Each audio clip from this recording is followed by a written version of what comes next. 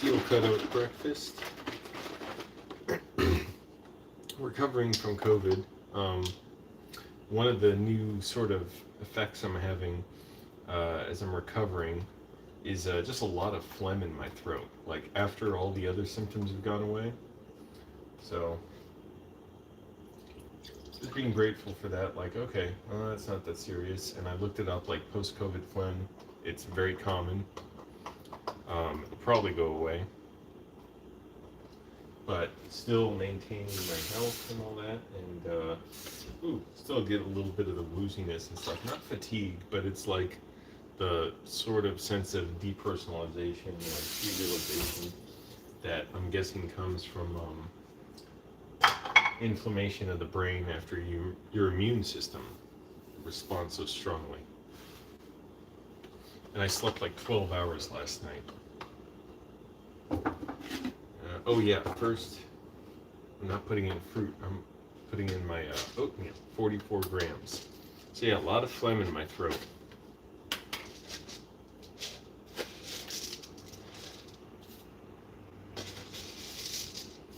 I'm getting kind of goosebumps. That's like the feelings of dissociation. It's kind of scary. Still can be, because it's like, oh, I feel better sometimes, then not. Oh, I'm like, I know exactly what that is. That's dissociative feelings, specifically caused by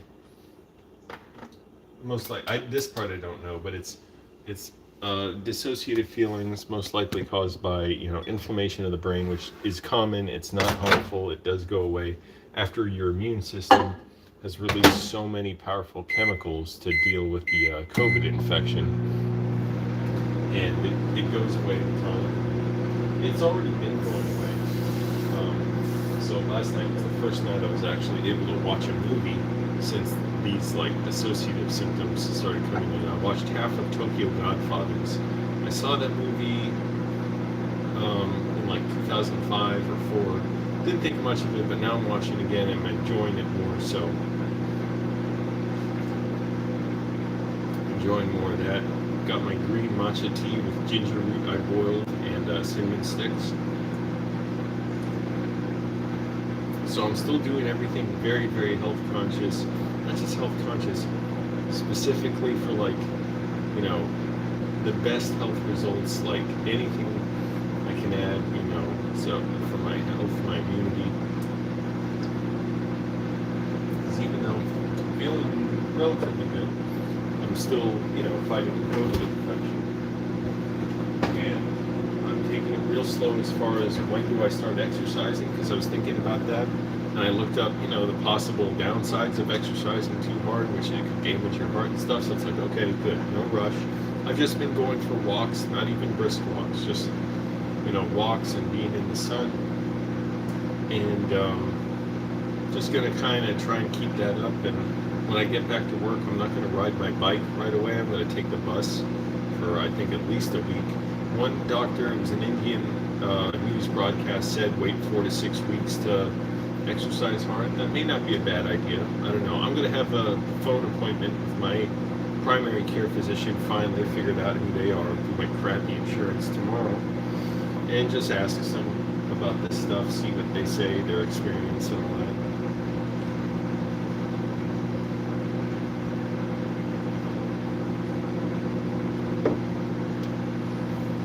But yeah, no rush, and so just going to take the bus for at least a week or two. Taking it in the morning is fine. It's fun. It's like not very filled up, and it's always on time. It's the afternoons. It's annoying. It's like, okay, I'll figure that out if I have to take scooters home or something. So because a lot of times the bus just doesn't show up, or it takes too long. I'm like, oh, okay. Gotta deal with this. Or if I'm up to it, just walk home. I used to do that. Again, just take it easy walking.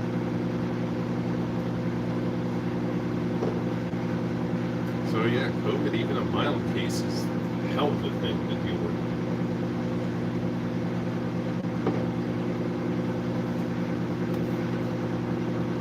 Oh, hey, taco noodles. The silk milk, yeah, it's good. I always get almond milk. I don't get soy milk, and I get it unsweetened. Well, almond or whatever other nut or fruit or coconut, whatever. If I can find it cheap, that one I did. Maybe I got it at CVS. I don't remember. But I'm recovering well from COVID. It is, I mean, man, it's something. It takes a lot, and it's kind of scary. But there's nothing to be scared of now because it's like, oh, I'm getting much better. I was worried about I was having basically dissociative symptoms, and I was like, oh my god, is it damaging my brain and stuff? I'm getting dizzy, whatever.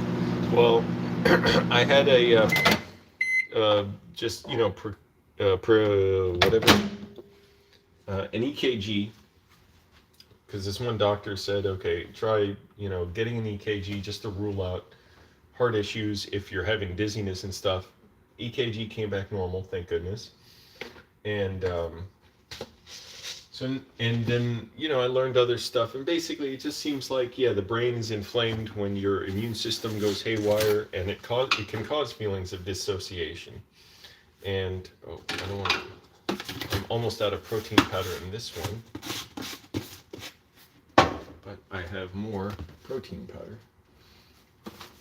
Here, I want to have it ready to go. So it's, it just takes time. That's the thing. And I'm eating super healthy and all that. Health anxiety. Yeah, that's the worst thing. Is the anxiety, really, not so much the actual symptoms I'm going through. But I've calmed down and stuff. Hang on. No, I'm not visiting family. Just quarantining basically and going for walks, getting sunlight, because I heard from a doctor that was showing these studies and stuff, sunlight's very beneficial for the immune system, and you don't even have to be directly exposed to the sun, because skin cancer is also a real concern. So he said, even the infrared light going through your clothes can have the beneficial effects, because that's what you're trying to get. So just been going on walks and sitting outside for 2 or 3 hours,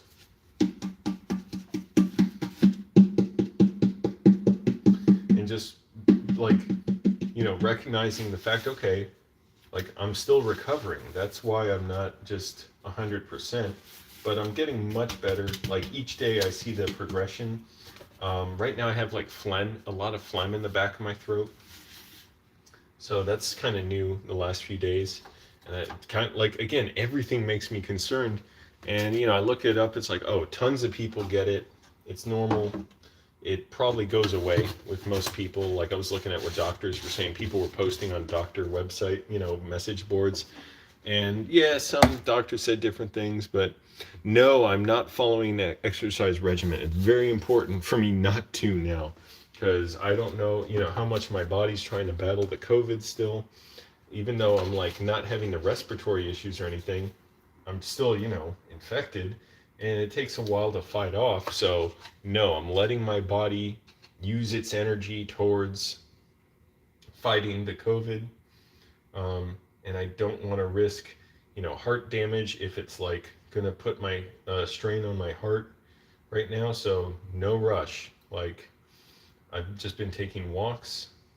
One doctor said that was okay, but other than that, I did one set of push-ups this morning, and just decided, okay, I'm just still gonna wait. It wasn't hard on me or anything to do, but I was why rush?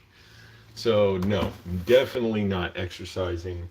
I slept 12 hours last night too, which I feel like I might have been able to do anyways, even without COVID. What else am I adding? Flaxseed. But yeah, just weird, the phlegm in my throat feeling, and a little scary, even though it's not scary, the symptom, but it's scary, oh, what's happening to me? Is something bad? It just is the unknown, is something bad happening? Probably not. It's probably normal part of recovery. And so I figure this one doctor said wait 4 to 6 weeks to start exercising intensely. I'm like, okay, maybe I'll try that. I have my appointment, my phone appointment with the doctor tomorrow. So I'm gonna ask him and let him know about that and my phlegm and stuff. Really? It's like, what's the harm in waiting, you know? I'm not worried about it for like a fitness competition or anything. That's no big deal. 11 grams of walnuts. I get a little over. I'm only at 10. Go to 13. So yeah, it's better to recover right the first time than aggravate anything and then do damage and get some kind of secondary infection or whatever the case. So why rush it? Like, there's no reason to. Plenty of turmeric to deal with that inflammation. And I heard the turmeric is activated with black pepper. Yes, black pepper in my oatmeal. I don't really taste it. I just add some to get the beneficial effects of the turmeric. I haven't lost my sense of taste or smell, so that's good. Quarter teaspoon of salt.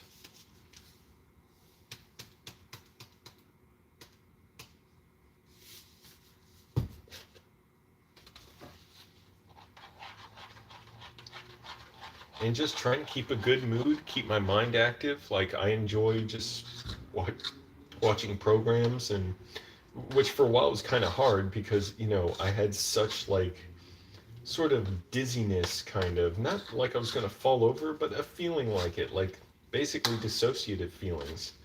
And it was scary. But then I realized, you know, okay, first of all, it is getting milder day to day. And also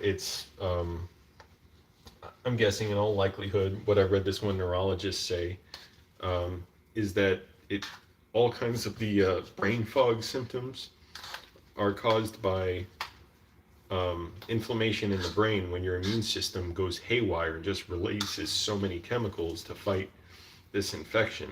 And it goes away with time. It's generally harmless. It's just, unpleasant. And for me, I don't even call it brain fog. I'm like, because I don't have memory issues or anything. It's like, I know what this feels like. This feels like dissociation, like DPDR. And I know DPDR can be caused by inflammation. It can be caused by stress, which is usually how I've gotten at stress and, built up tension and stuff. But it can be caused by inflammation too. It can be caused by a car crash or by death or by a bad drug trip. So I'm like, yeah, I recognize what this feels like, and it's going away, and it's okay, and I recognize it is harmless. So that's good. This is too muddy, sort of. I gotta put more water in this, heat it up again.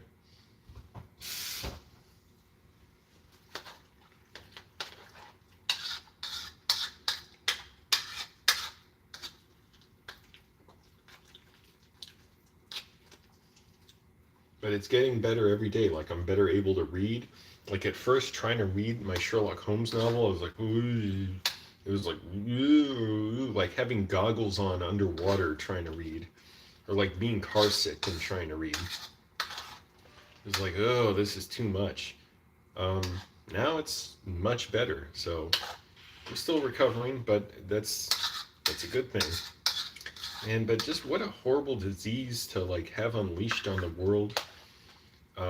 When we could have gotten it under control, if everybody cared, if there was good info, if there was already good education in place for people to understand how, scientific inquiry works.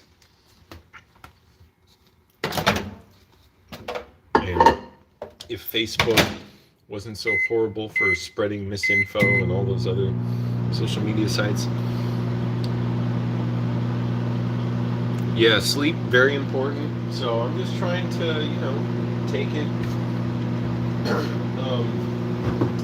easy, rest, and just be positive about it, because that's going to help my immune system too. And, be empowered with my health and get my groceries delivered and all that. So I get the healthiest stuff.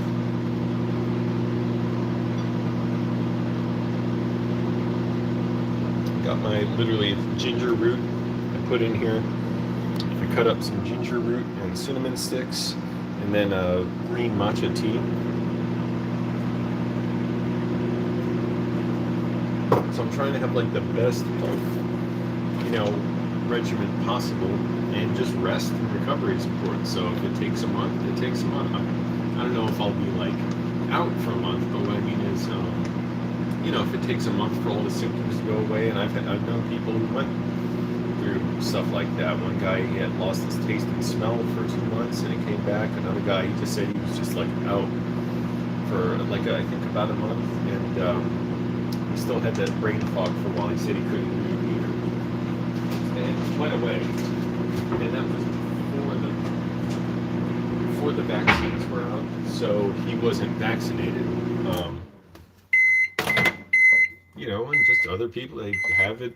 It takes time to get through, but the good thing is you get through it for most people.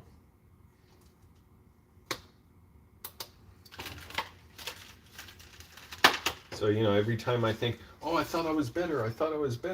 Well, that's not the case yet. I mean, I am better, but, still get like the phlegm in the back of my throat. Get that? Let's see. 23 grams of blueberries, a little over my 22. That's all right. So just, again, eating super healthy. Not trying to take for granted, I can exercise again. Just wait. Like, I don't want to push myself and unknowingly do damage to my body. No rush. And I'll be in good shape anyways. Like, once I'm ready to, work out again, it's not like I lose all my muscle. I'm still eating a lot of protein. That's good. And that helps sustain muscle. So I'm not worried about all that. Like, I'm just worried about eating healthy and stuff, keeping my mind right, letting my body recover, and I expect to be 100%.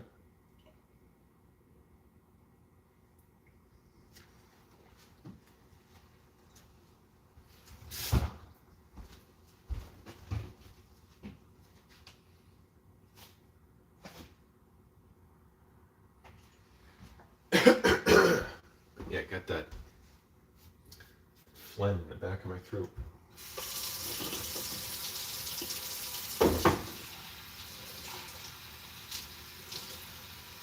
I mean, it was definitely scary the first few days. These symptoms started coming. I was like, what the hell? When it just felt like the flu, I was like, oh, no big deal. And I'll get through it. And I realized probably my immune system's response was very strong because I got rid of the respiratory symptoms in like 2 days. And who knows how long I had it before that. I may have had it for 2 weeks. I'm thinking, like, when could I have gotten it? I was at a restaurant like 2 weeks before I got symptoms. I'm like, damn, could I have gotten it there and I had no symptoms for like 14 days? Possible. I was there with a friend. I let him know. He hasn't gotten sick, so who knows? Can't be sure. I may have gotten it there. Maybe not. Definitely wish I didn't go there, but can't be sure. That's even how I got it. Because, I would have rather just not gotten this, not taken the chance on my health.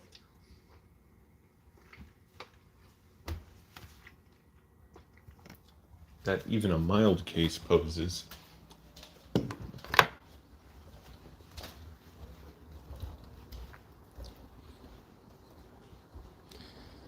And normally I'd be up so much earlier to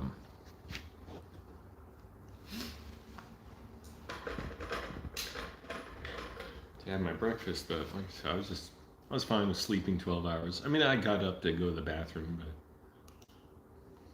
and drink water. This floor is filthy. I'm gonna sweep and mop the floor.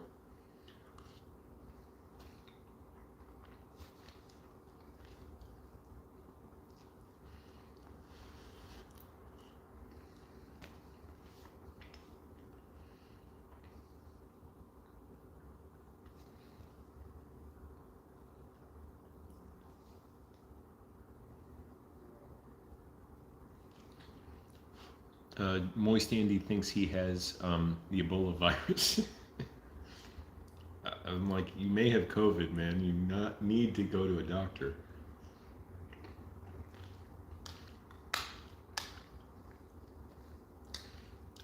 But he's unfortunately anti-vax. He believes in all that propaganda from the ministers he listens to.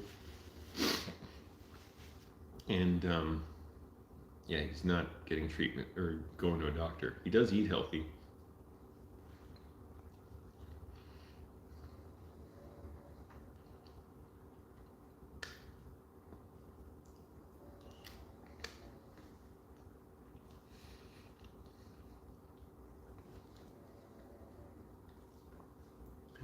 My roommate's snoring.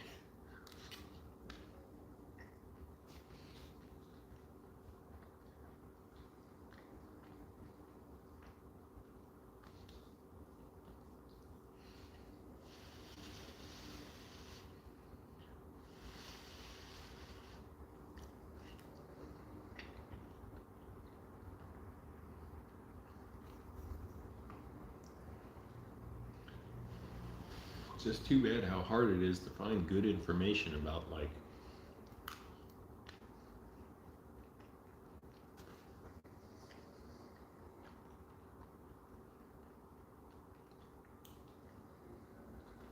what kind of symptoms you can have, what you can expect. And I get it, it's so different for so many people. But also, you look up stuff and it's just the absolute worst case scenarios that happen to a large number, but a minority of people.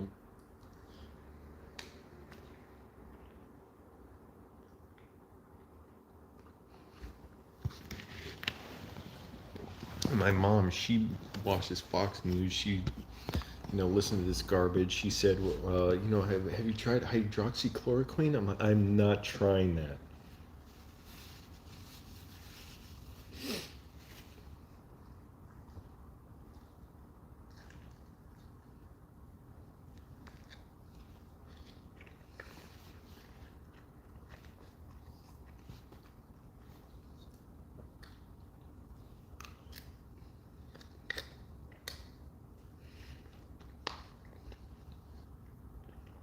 Anyways, I'm gonna get going. Actually, I want to watch some videos while I'm eating breakfast. Stuff on, you know, debunking Christianity. Not that I need it debunked, but just exploring it. Its history and stuff Christians say and all that. It's still fun to me to watch that stuff. I was thinking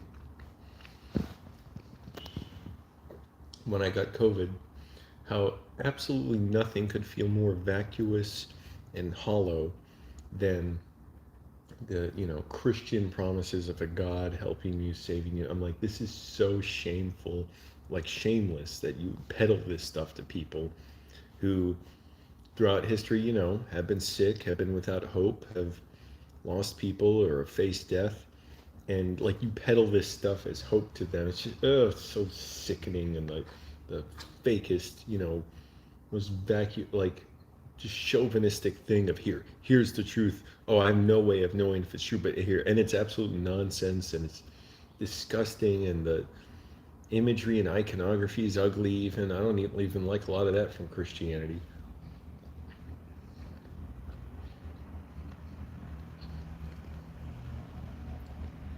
I prefer art from other religions.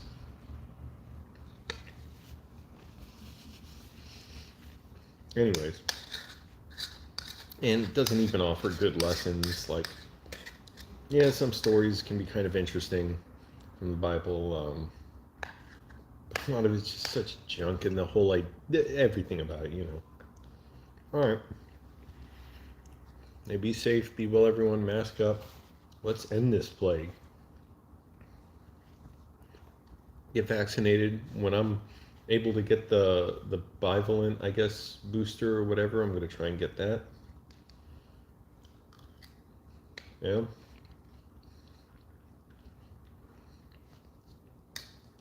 Just going to, be more reticent about going out. All right, everyone. Take care.